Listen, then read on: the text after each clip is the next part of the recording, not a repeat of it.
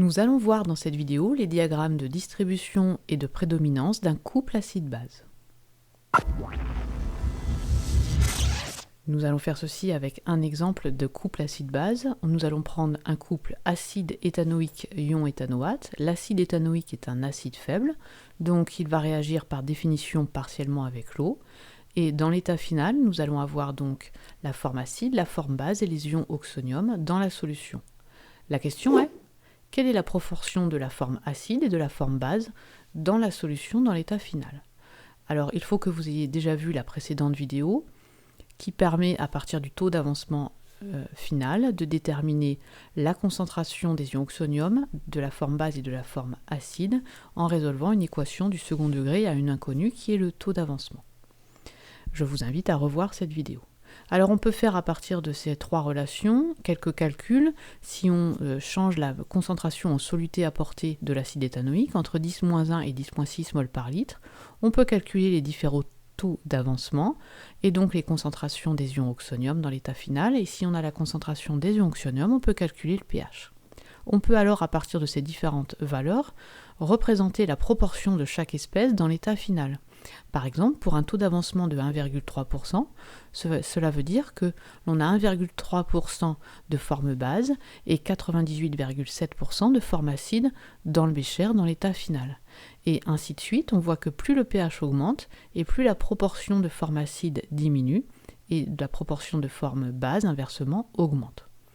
Alors on peut faire ça pour tout un tas de valeurs de concentration en soluté apportée. Vous ferez ça à l'aide d'un code Python et on peut alors obtenir ce que l'on appelle le diagramme de distribution des espèces, c'est-à-dire la proportion de chacune des espèces du couple en ordonnée en fonction du pH de la solution. Ici, voici ce diagramme de distribution pour le couple acide éthanoïque ion éthanoate. Alors on se rend compte que ces deux courbes se croisent en un point, mais pas n'importe quel point. En fait, et ce point a pour valeur pH égale pKa. Et quand on regarde sur l'ordonnée, eh bien on se rend compte qu'il y a pile la même proportion de forme base que de forme acide. On peut également représenter ce diagramme de distribution de façon plus simplifiée, sans avoir la quantité, mais simplement la forme qui prédomine. Ici, avant pH égale pKa, on voit bien que c'est la forme rouge, c'est-à-dire la forme acide qui prédomine, et après c'est la forme base.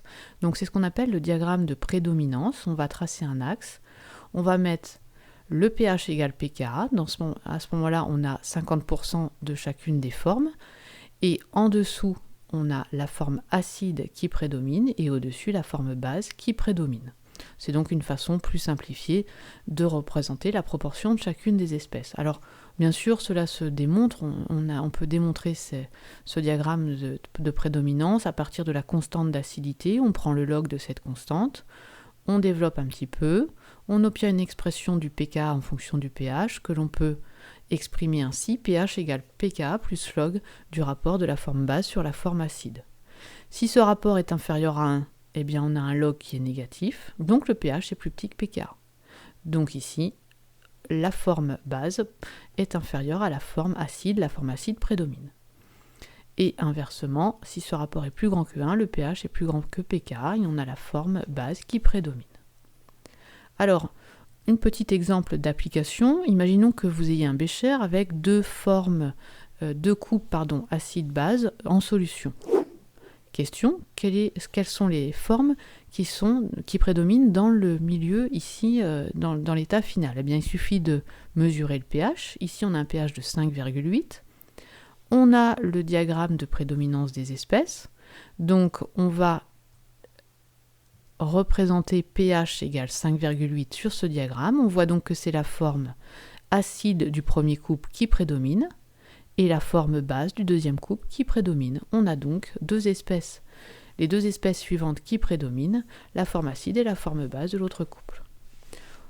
Deuxième application, si maintenant dans cette solution, on va verser quelques gouttes d'un indicateur coloré. Un indicateur coloré, c'est un couple acide-base dont la forme acide et la forme base n'ont pas la même couleur. Il y a donc un pKa pour ce couple acide-base, tout comme les couples précédemment que nous avons étudiés. Question: si je verse quelques gouttes de cet indicateur coloré, quelle couleur va-t-on obtenir? Pour répondre, il suffit de tracer le diagramme du couple de l'indicateur qui a un pKa de 7,1.